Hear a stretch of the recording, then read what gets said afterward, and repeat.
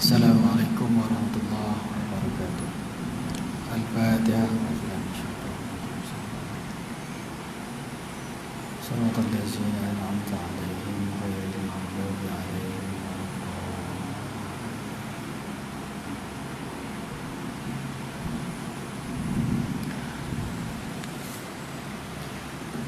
Qala Allah Ta'ala fi kitabil aziz.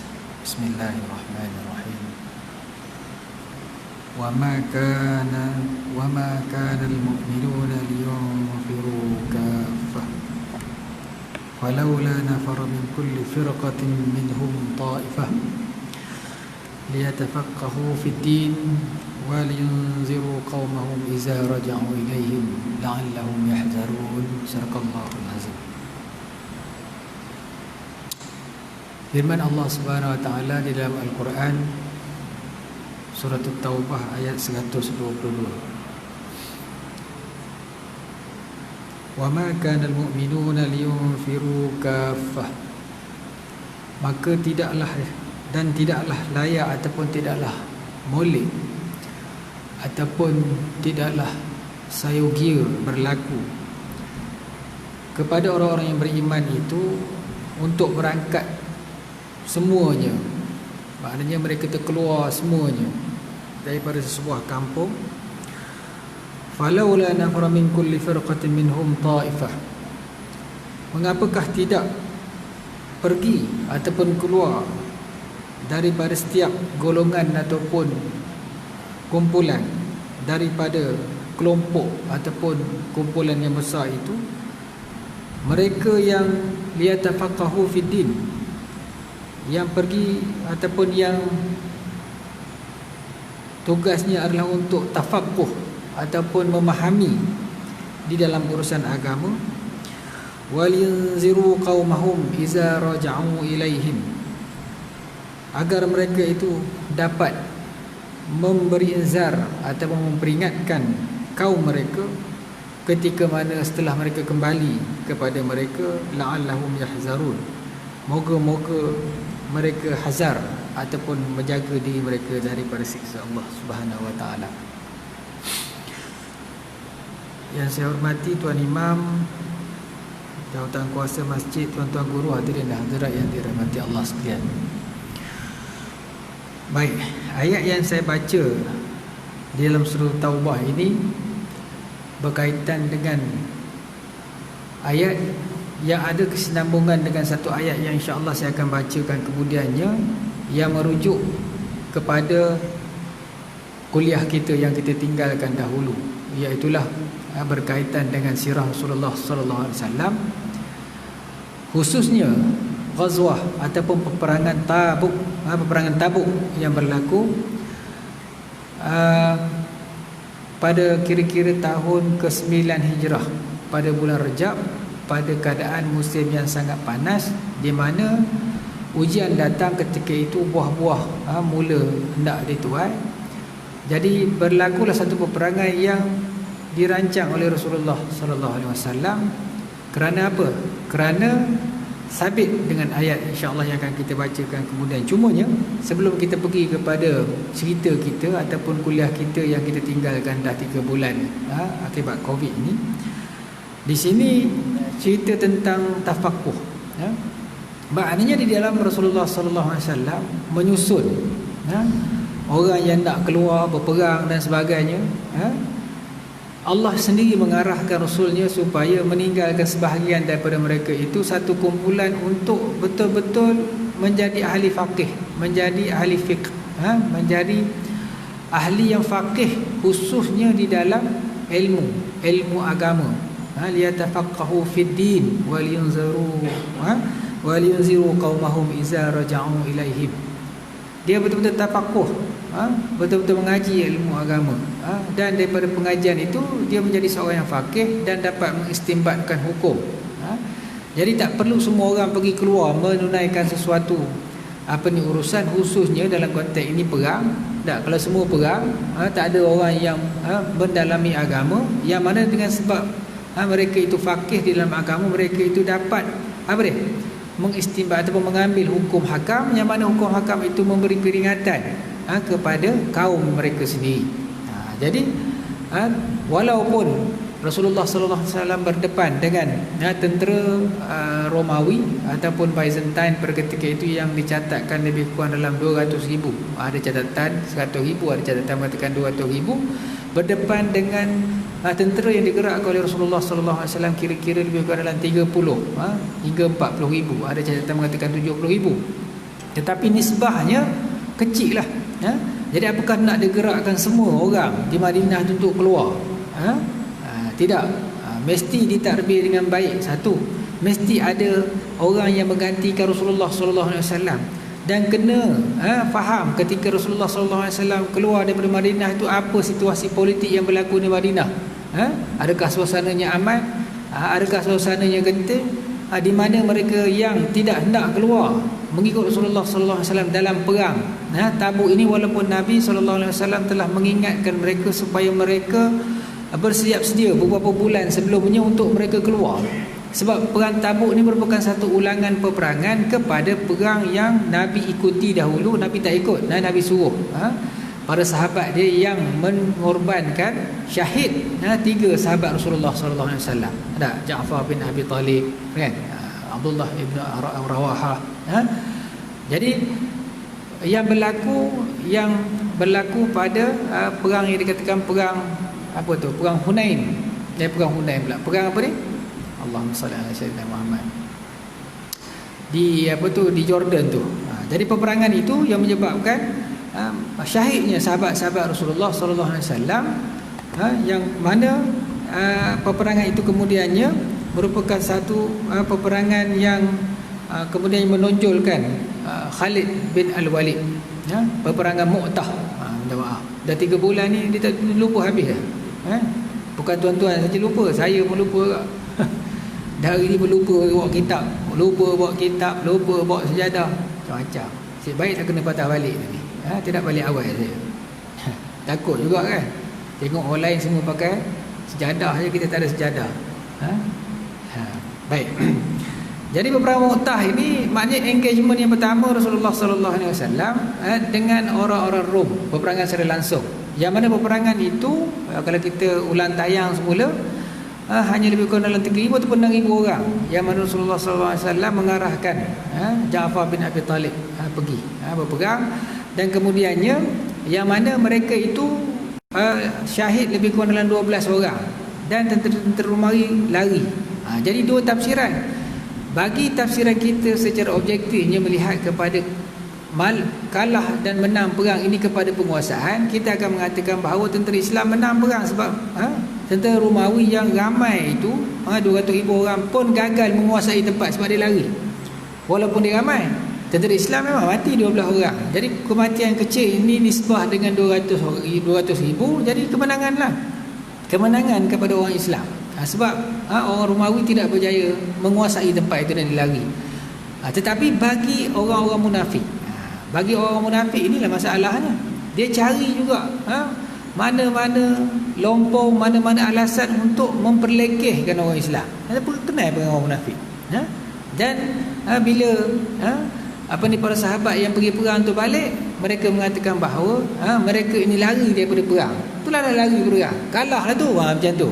Sedangkan Nabi ketika menyambut kepulangan para sahabatnya Khalid bin Al-Walid dan sebagainya daripada perang Mu'tah itu, Nabi mengatakan dengan satu kata-kata yang sangat jelas, mereka tidak kalah, mereka akan menang, mereka akan berperang dan mereka akan menang. Dan janji Rasulullah sallallahu alaihi wasallam ni betul. Maknanya mereka tu mengikut pandangan orang munafik kalah, tetapi Nabi kata mereka menang dan mereka tidak kalah dan mereka akan perang lagi. Sebab maknanya Nabi telah menunjukkan isyarat bahawa pertempuran pertama itu bukan pertempuran yang penghabisan, itu hanya permulaan. Ada lagi pertempuran yang kali ini diikuti oleh Rasulullah sallallahu alaihi wasallam. Sebab itulah Nabi berpesan kepada para sahabat supaya mereka bersedia untuk pergi perang. Tetapi Nabi tak beritahu lah dekat mana. Peperangan di Tabuk ini satu peperangan di kawasan yang lebih kurang 750 km ataupun 800 km daripada Madinah ke utara. Madinah dia pergi menghala ke Mu'tah lah. Mu'tah jauh lagi 1,000 lebih. Biarlah dulu. Mu'tah tu kawasan yang ada di Jordan pada hari ni, kan? Yang ni di bawah sikit. Baik, di Tabuk. Jadi di Tabuk ni satu kawasan yang maknanya border yang mana di situ ada kerajaan Arab Ghassan, yang mana kerajaan itu dia loyal ataupun dia ni di bawah naungan ataupun di bawah pengaruh daripada kerajaan Romawi. Ada pun kerajaan Arab di kawasan Yaman, di kawasan sebelah teluk ini dia di bawah pengaruh Parsi. Jadi dulu macam tu dah, orang Arab ni terbelah kepada dua, ada yang berada di bawah pengaruh Rom Barat, ada yang berada di bawah pengaruh Timur. Sebab itu kita ni Allah pesan dalam surah Al-Baqarah, bukanlah kebaikan itu sama ada teknologi ke akhlak ke macam-macam tu berada di barat ataupun di timur. Laisal birra an tuwallu wujuhakum qibalal masyriqi wal maghrib. Bukanlah kebaikan itu dengan kamu menghadapkan muka kamu ini kamu mencari sama ada di timur ataupun di barat. Dia merujuk kepada suasana keadaan ketika itu, ada tradisi, kehebatan, agama, hikmah, kebijaksanaan di antara dua tamadun tu ada. Tapi yang Allah hendak ni kamu ada satu prinsip. Yalah, walakinnal birra man amana billah. Kamu sendiri yang beriman dengan Allah. Bir itu kebaikan itu kamu sendiri beriman dengan Allah. Wal malaikati wal kitabi wan nabiyyin, wal malaikati wal kitabi wan nabiyyin, dan seterusnya lah. Baca surah Al-Baqarah. Kamu beriman dengan Allah, kamu mengeluarkan zakat dan sebagainya, kamu mendirikan sembahyang, kamu berpegang akhir sekali. Dan itu kebaikan kamu berpegang dengan dua kuasa ni. Kalau orang faham lah. Tapi kita tak boleh nak faham sebab kita baca Quran gitu je, tapi para sahabat Rasulullah SAW dan Nabi sendiri faham. Sebab itu Nabi bila dia faham, dia pergi pegang lah. Dia berdepan secara langsung.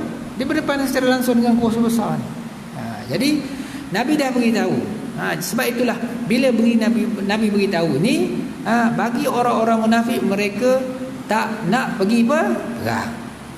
Tak nak pergi perang. Dan tak nak pergi perang ni bukan dia kata nak menunjukkan dia orang tu malas perang, dia orang tu penakut, tak.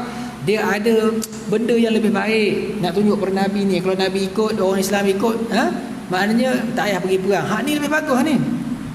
Dan Nabi telah diminta untuk merasmikan Masjid Dirar. Sebab itu surah Taubah ini ada kaitannya dengan Masjid Dirar. Masjid Dirar yang tubuhkan oleh orang-orang munafik ini untuk menyaingi masjid Nabi.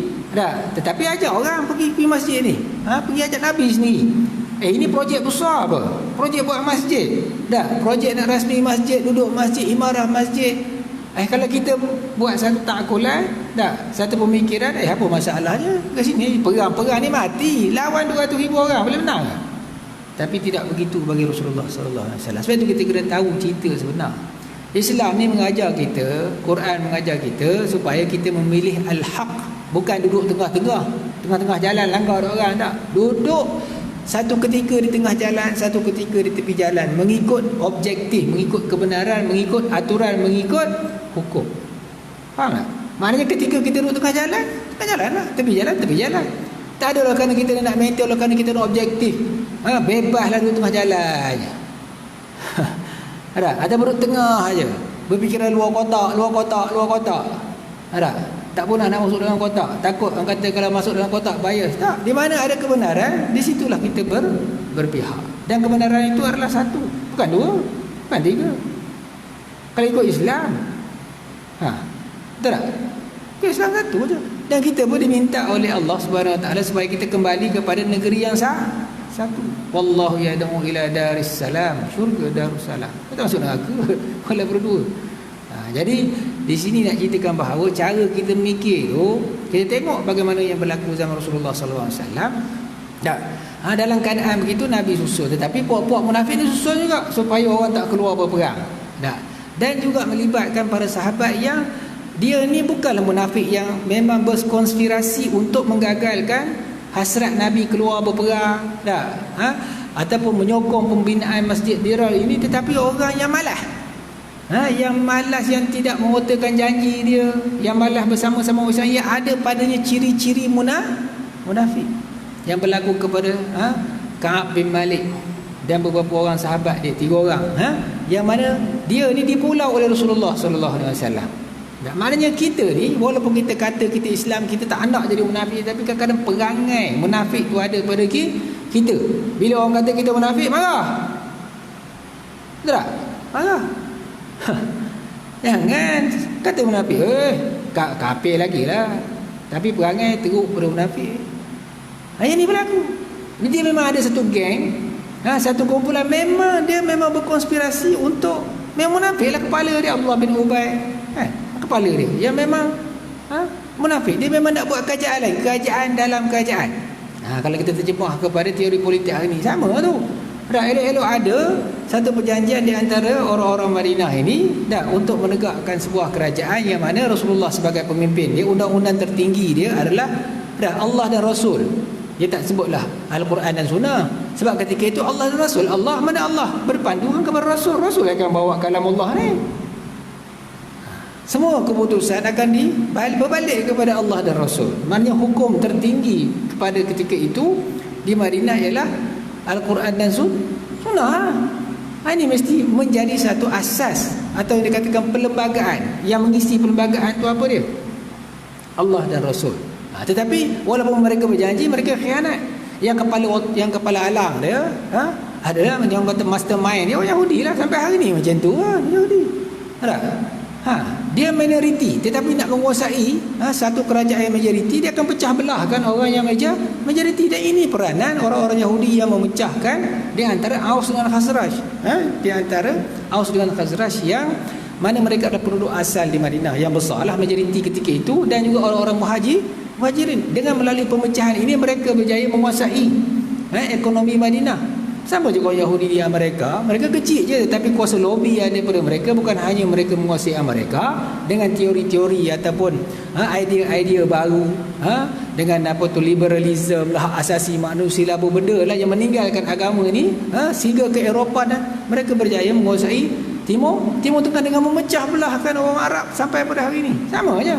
Maknanya orang-orang minoriti ni, kalau mereka nak berkuasa, kalau mengikut kepada hukum ataupun skala asal dia, secara aklinya, secara rasionalnya, yang mana sesebuah tempat itu akan diperintah oleh kumpulan yang majoriti demi kestabilan, tidak akan dapat ditewaskan, kecuali orang minoriti ini dia boleh pecah, yang menyebabkan mereka akan tersembul keluar, mereka menjadi berpengaruh lantaran berlaku perpecahan di kalangan penduduk majoriti. Tetapi dari sudut akalnya, dari sudut rasionalnya, orang yang majoriti lah yang akan memerintah, sebab di situ lebih stabil. Dari majoriti bengong, duduk kelahi tak reti-reti. Ada pula tak boleh nak, sebab di majoriti ni, kalau mereka tu dah jadi minoriti, mereka tu diketepikan di kalangan majoriti, mereka nak berkuasa, mereka akan berpakat dengan minoriti. Percaya tak? Sebab itu yang berlaku kepada Khazraj ni, sebahagian daripada orang Khazraj yang menjadi munafik ni, sebab dia nak mengangkat puak-puak Abdullah bin Ubay ni sebagai ketua dia. Tetapi oleh kerana mereka tak boleh dah, sebab ramai daripada kalangan Khazraj itu masuk Islam, mereka masuk Islam juga lah. Tetapi mereka berpakat dengan orang Yahudi. Tak nampak tak? Mereka pakai Yahudi. Cek balik sejarah, kita tengok hari ni sama dua-dua. Luar lah Malaysia tak macam tu kan. Malaysia ni pening Covid, luar itu strategi. Memang strategi. Tetapi bagi negara yang stable, dia mesti diperintah oleh kerajaan yang majoriti. Itu mengikut hukum demokrasi dan mengikut hukum demokrasi yang dirujuk kepada, bukan hanya sepada demokrasi, tetapi juga demokrasi bercampur dengan dominasi. Kalau mereka adalah majoriti, mereka kurang dominasi, mereka kurang perkasa, mereka tak layak.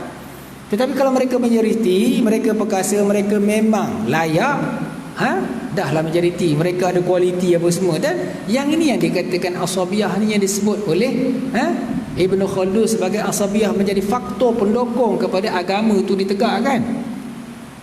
Bukan asabiyah yang dijadikan sebagai ideologi kepada negara, untuk kok mana pun mesti ketuanan kita, mesti ketuanan ni, mesti siapa langgar, tak boleh, sebagaimana yang dibuat oleh orang Yahudi.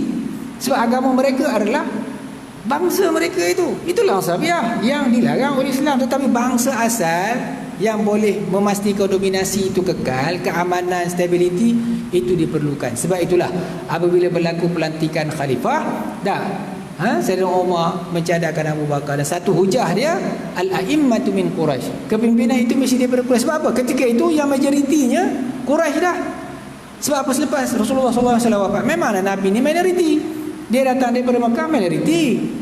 Dan orang minoriti juga dia boleh menjadi apa dia? Menjadi apa dia? Apa dia? Key player, apa nama? Kalau dia ada satu asas yang kuat, dia datang, Nabi datang, dia minoriti. Orang Muhajirin kan menjadi minoriti. Tetapi kemudian ini mereka menjadi majoriti. Sebab apa? Sebab orang-orang Madinah, Aus dan Khazraj masuk Islam. Lepas itu apabila berlaku pembukaan kota Mekah, ramai lagi orang masuk Islam kan. Jadi orang Islam ni majoriti. Dan orang Quraisy yang berada di Mekah yang kafir itu dah masuk Islam, dan mereka ini alim di segi bahasa Arab. Mereka yang menguasai Mekah. Dominant factor kepada majoriti itu jelas. Betul tak? Dominant factor yang ada pada majoriti menjadi semakin kukuh dan kuat. Jadi apa yang disebut oleh Sayyidina Umar untuk menjustifikasikan, mengabsahkan faktor ataupun sebab kenapa dia mesti dilantik di kalangan Quraisy ni, di samping faktor-faktor kekuatan itu tadilah Islamnya bermula daripada orang Quraisy, kekuatan bahasa Arab dia, mereka yang paling lama masuk Islam paling awal apa?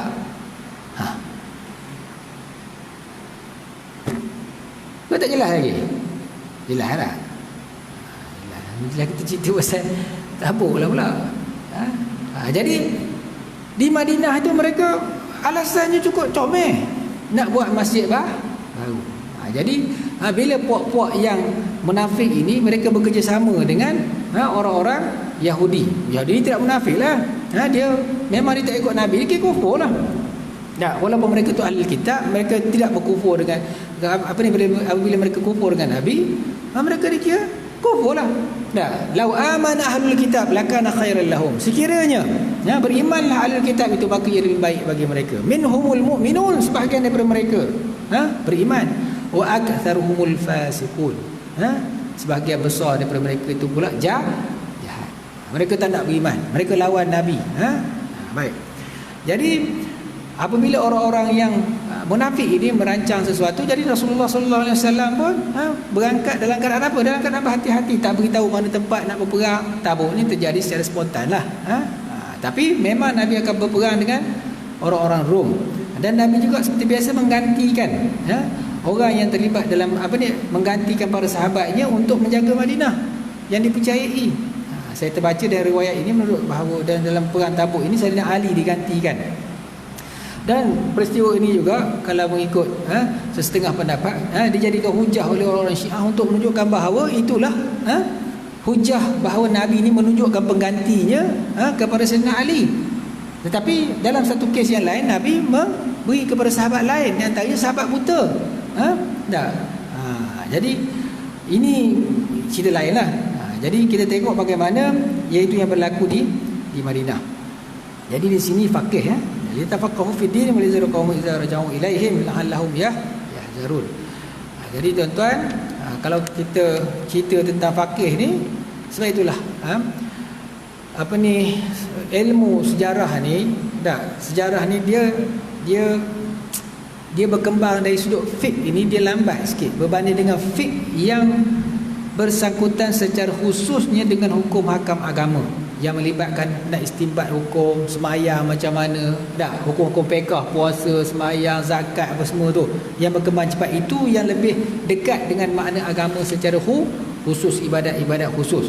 Tetapi apabila ulama mentafaqquh, apabila mendalami Al-Quran dan Sunnah, mereka boleh gabung jalin, mereka boleh faham dan mereka boleh memahami satu lagi cabang fiqh yang bernama sirah. Sebab itulah apabila kita bentang ataupun bila tuan-tuan dengar kuliah saya lepas tu berkaitan dengan fiqh COVID kan, yang dikeluarkan oleh JAKIM ke ataupun di di Jabatan Perdana Menteri tu, buku tu baca dah? Tak baca lagi? Tak baca? Download free, tak baca? Tak payah baca lah, sebab tak nak jadi tok pakih kan. Baca pun kadang-kadang faham pun tak faham, mudah aja. Cuba baca. Jadi yang nak buat kitab tu pun kena seorang yang faqih. Dia saya dah sebut dah kaedah fiqh. Jadi itu satu. Baik. Ayat yang jelas menunjukkan bahawa suruhan Allah Subhanahu Wa Taala supaya Rasulullah sallallahu alaihi wasallam mengambil tindakan khususnya kepada kawasan-kawasan ataupun mereka yang memberikan ancaman kepada kerajaan Islam di Madinah. Ingat pada tahun 9 Hijrah, peperangan terakhir yang disertai oleh Rasulullah sallallahu alaihi wasallam. 10 Hijrah Nabi wafat. 9 Hijrah ni last battle. Baik, ya ayyuhallazina amanu qatilul ladzina yalunakum minal kuffari wal yajidu fiikum ghilzah wa'lamu annallaha ma'al muttaqin. Wahai orang-orang yang beriman, hendaklah kamu memerangi ataupun perangilah, hendaklah kamu perangi orang-orang yang yalunakum, yang berada di sekitar kamu. Yalunakum, yang berada di sekitar aku, sekitar kamu. Sebagai hadis Rasulullah sallallahu alaihi wasallam yang mengisyaratkan tentang orang yang berada di sekitar Baitul Maqdis.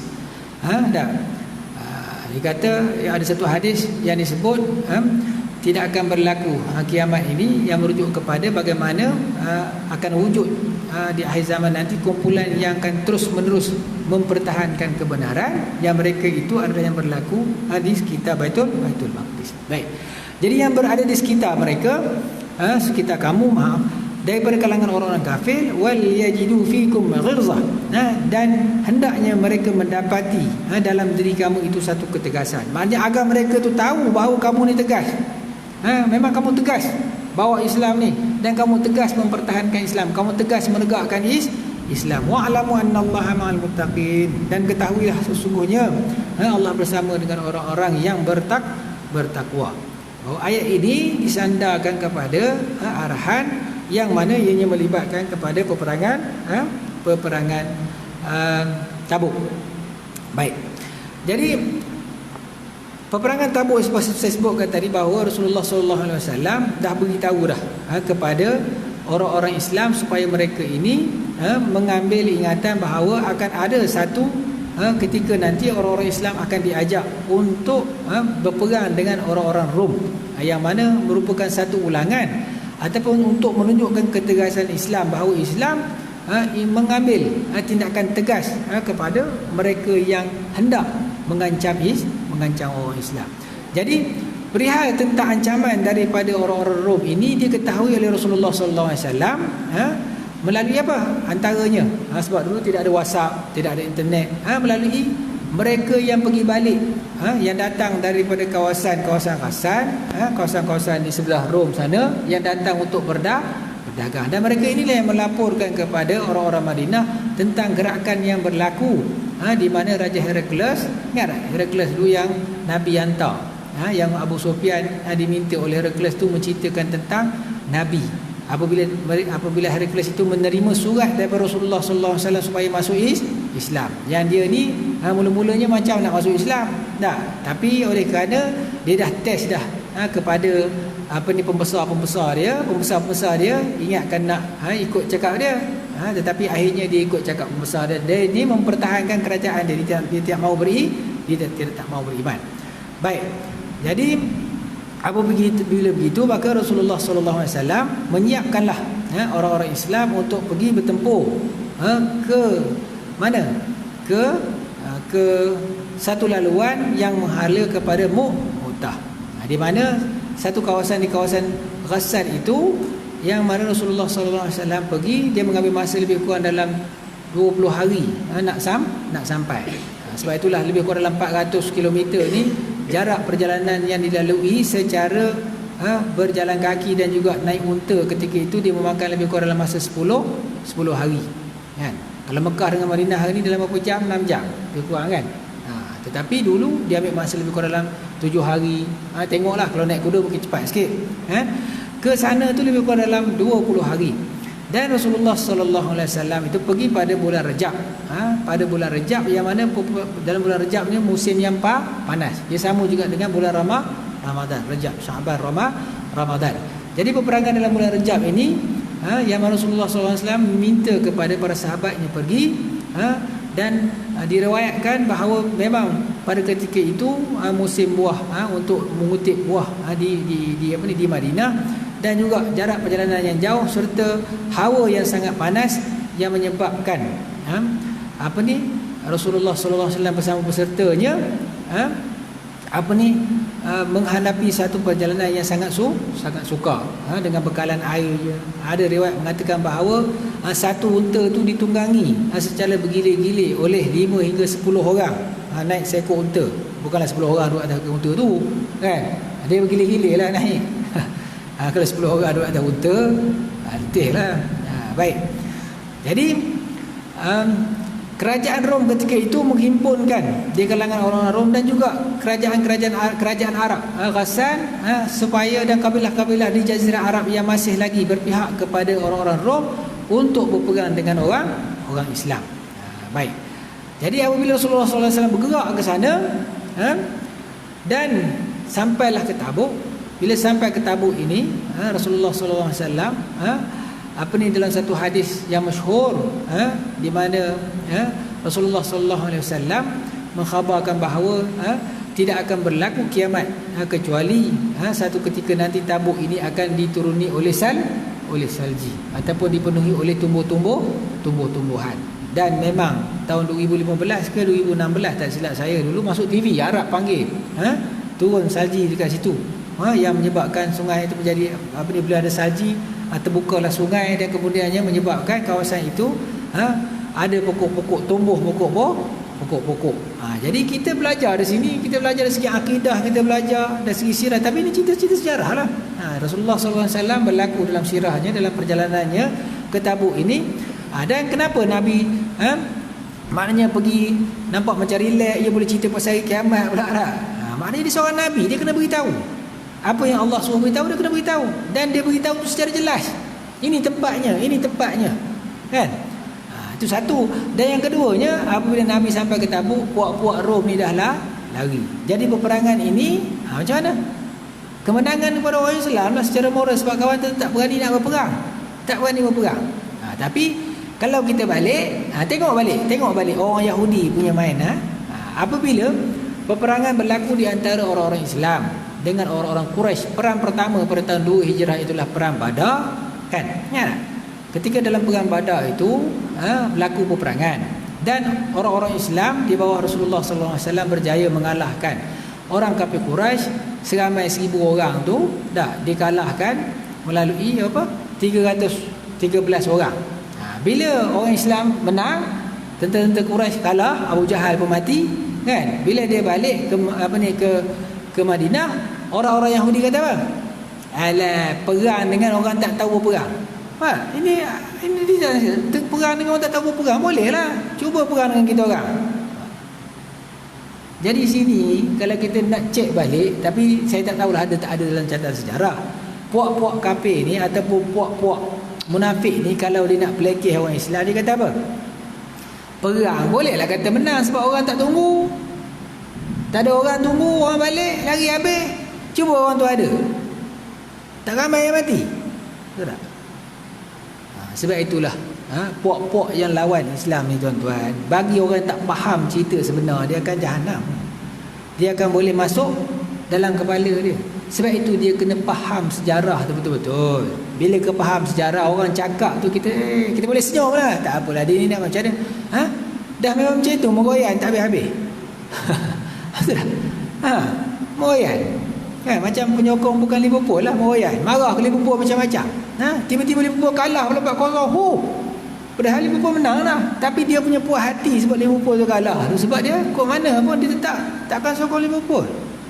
Betul. Nak cerita maknanya dia tetap sokong hak dia juga. Hak jenis macam ini kok mana pun kita katalah, tak, tetap dia akan lawan. Dia mesti ada juga poin tu. Jadi puak-puak munafik ni lah poin dia. Kok mana pun dia akan simpan poin itu untuk beritahu bahawa orang Islam tetap kalah. Kalah dah, kata kita menang lagi. Kata pelik tu. Kalah dah, berasa menang lagi. Boleh menang. Kalah dah. Ke tak kalah ke? Kalah berasa menang lagi. Moyan tak habis-habis. Betul tak? Kita tengok. Dia hujah orang yang kok mana pun. Kalau kita katalah dari segi strategiknya, dan memang dari sudut tu selepas itu berlaku peperangan Qadisiyah, berlaku peperangan Yarmouk. Peperangan Yarmouk tu habis lah. Yang menyebabkan base mereka, base orang-orang Romawi, orang Rom ini yang berada di sekitar Damsyik itu, dia terpaksa mereka alih, mereka terpaksa pergi, berpindah ke atas dan akhirnya terpaksa mempertahankan kubu mereka yang terakhir. Di mana? Di Konstantinopel yang jatuh pada tahun 453. 100 tahun nak jatuh tu, tapi mereka kalah tu. Tapi puak ni kok mana pun dia tetap kata mereka benar dan mereka akan menang. Boleh berhenti dah? Dah cukup 30 minit? Nak terus je? Tak boleh. Walaupun saya kata hikmah ni dia kena pada hukum. Boleh lah hikmah kan, tak apalah tuan imam kata apa semua kebijaksanaan kita kan. Tetapi hukum ni benda yang maktub. Sebab itulah tuan-tuan dengar baik-baik, Quran beritahu kan, wa yu'allimuhumul kitaba wal hikmah wa yuzakkihim. Dan Nabi itu akan mengajar mereka kitab dan juga hikmah, kebijaksanaan kan. Jadi diikut dengan kitab dulu. Yang nak kena kepada saya ni bukan hikmah tuan-tuan, kitab dulu. Apa yang termaktub dalam SOP 30 minit kan? Tak? Lebih 30 minit kita cakap lah macam mana pun. Hikmahnya beginilah begini. Dah ada orang report siap gambar apa semua, lebih 5 minit jalan. Sebab dia kira mana? Dia kira yang termaktub yang ada dalam kitab. Kalau orang buat belajar, tetapi takkanlah 5 minit lebih pun. Dah, ini atas budi bicara, betul tak? Timbang rasa. Sebab itu benda dia kena sangat dengan kita punya fitrah kita kan. Cuma orang nak buat belajar. Orang nak buat belajar, orang nak buat macam-macam, dia akan cari dapat. Baik. Kat mana dia tadi? Jadi apabila Rasulullah SAW pergi ke situ, ada meriwayatkan satu hadis yang sangat penting tentang hari kiamat. Rasulullah SAW bila tengok tentera dah cabut lari, dan Rasulullah SAW mengikat perjanjian dengan kabilah-kabilah yang telah yang berada di situ, yang telah ditinggalkan oleh orang Rom. Rom ni patutnya defend dia orang. Rom awal-awal lagi cabut lari. Bila cabut lari, kawan ni terpaksa buat perjanjian damai dengan Rasulullah SAW.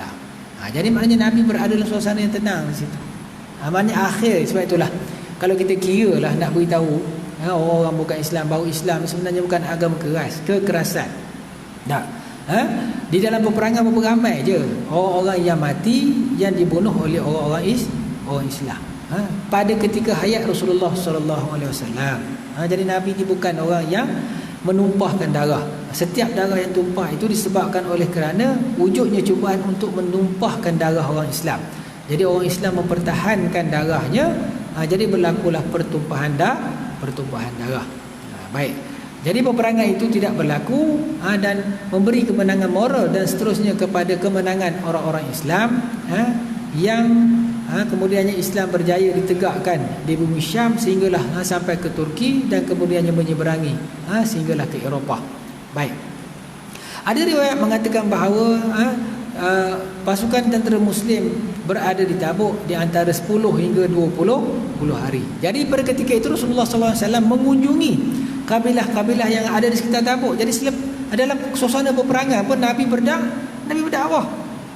Nabi berdakwah. Hasilnya banyaklah kabilah Arab yang ketika itu mereka telah berpaling, berkhianat. Pokok yang lagi dia tengok tu, bila kita tak ada je pokok tu khianat, lompat pula kapal jumpa ikut Muhammad pula, tak ikut kita. Dulu elok-elok je berjanji setia dengan kita, ini tikam belakang, lompat tengah malam. Ayatnya lah ada. Kok lompat mana pun dia satu je. Lompat ni tetap lompat, khianat tetap khianat. Cumanya sudut mana kita memandang sesuatu itu kita anggap khianat bertepatan ataupun berlanggar dengan syarak. Itu saja. Hak bagian lompat. Zaman Nabi SAW dulu pun puak kafir Quraisy hujung-hujung, Abu Sufyan hujung-hujung dia lompat. Kita duk harapkan dia lawan Muhammad ni, kata dapat orang Mekah, dia pergi dia lompat awal kali. Nabi pula kata siapa masuk rumah Abu Sufyan selamat. Patutlah lompat. Jadi geng Nabi rupanya, geng Muhammad. Dah kena rasuah. Tak jadi Abu Sufyan ni. Tak? Itu pandangan orang Mekah. Hak pandangan orang Islam yang menyokong Nabi, memang patut lompat pun kapal nak jahanam. Nak jahanam dah Mekah ketika itu dia tak terkuat dah. Sebab apa? Sebab mereka melanggar perjanjian. Perjanjian Hudaibiyah itu dilanggar oleh orang-orang Mekah. Kamu langgar perjanjian bila orang khianat, ambil tindakan atas pengkhianatan kamu kata orang khianat. Macam mana? Boleh faham? Faham secara fakih lah. Maknanya hak yang saya cakap ni faham, hak yang saya tak cakap tu boleh? Kira macam kasyaf juga lah. Macam tak? Macam kasyaf juga lah. Ustaz ni nak katakan aku punya tak apa, diam. Itu kasyaf tu. Kasyaf. Yahsabuna kulla sayhatin alaihim. Dalam Quran ada suratul munafik. Orang munafik ni satu lagi. Quran beritahu dalam suratul munafikun. Orang munafik ni dia menyangka setiap suara yang besar tu, yang keras itu, seolah-olah kena atas kepala dia. Yahsabuna kulla sayhatin, dia menyangka bahawa suara-suara yang keras itu kenen ke dia, alaihim, atas dia. Itu kadang-kadang nyong bangun keluar. Bukan kata munafik, tidak, tapi benda tu macam ide aku je. Fakih lah tu. Sebab tu orang munafik ni dia teliti dan very halus. Sebab tu kalau kita baca sejarah orang munafik ni, dia memang smart. Dia kerja tu dia depan kita lain, belakang lain. Kau macam mana? Fakir tak? Fake COVID. Fake COVID-19. Baca. Baik. Jadi Rasulullah SAW mengambil kesempatan untuk berdakwah. Jadi puak-puak dia lompat habis. Memberi walak. Memberi apa dia? Kepatuhan kepada Rasulullah sallallahu alaihi wasallam. Dalam bentuk apa? Ada di antara mereka masuk Islam. Ada di antara mereka yang tidak masuk Islam. Mereka ini mengikat perjanjian damai, membayar jizyah. Bila bayaran jizyah itu dilakukan, dibayar, maka mereka ini keselamatan mereka itu berada di bawah lindungan orang-orang Madinah. Bukan bayar tanpa ada apa-apa. Apa dia? Tanpa ada apa-apa manfaat, tak? Bayaran dengan manfaat. Okeylah, aku liqauli hadza wa astaghfirullah li wa lakum. Assalamualaikum warahmatullahi wabarakatuh. Subhanallahi wa bihamdihi wa syukur. Subhanallahi wa bihamdihi wa syukur. Wal 'asri innal insana lafi khusr illa allazina amanu wa amilus solihat wa tawassaw. Assalamualaikum warahmatullahi wabarakatuh.